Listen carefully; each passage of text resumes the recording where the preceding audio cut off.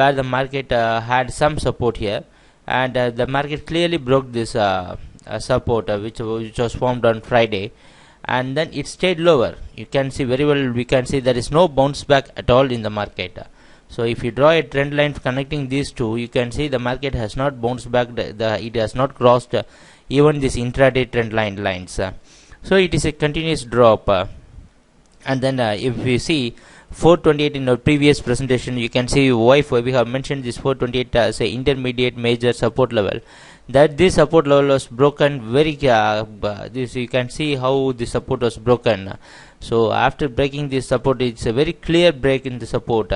So after that, it's a continuous fall. It just then it came down and tested the another support of 426, and this also didn't provided the support, and that was also broken.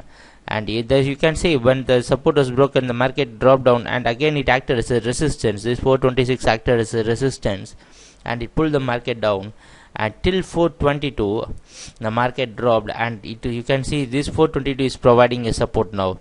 So you can very well see this 422 is a very major support for copper market. It provided the support, and the market closed near the major support at 422.65.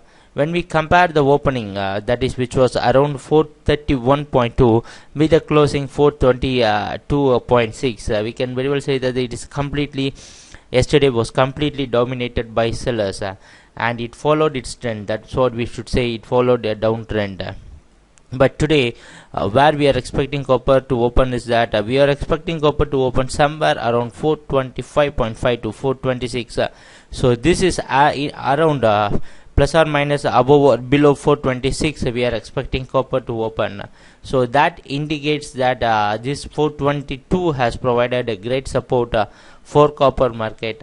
Since the opening is compared to the previous day's closing, you can see the previous day's closing is around 422.65. Since the opening is above the previous day's closing, and that we can expect some buying to happen in copper market, but it is not a confirmation that the market has reversed its trend. So what we are going to do is that we can go for a sell till 432, which is the major resistance for copper market, and you can very well have this 428 as an intermediate resistance, and also 430.5 as another resistance for copper.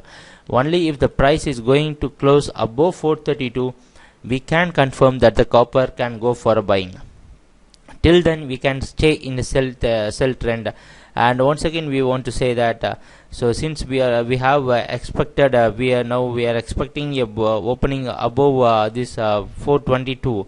So the opening is quite higher compared to the previous day's close. There are some possibilities because the market is dropping from 442 to 422. It is a 20-point straight fall in the market, so there can be some profit booking, so the market can bounce back. But it is not a confirmation. That only we get a confirmation if the price is going to close above this 432. What we want is that we want the price to close above this 432 to gain buying strength.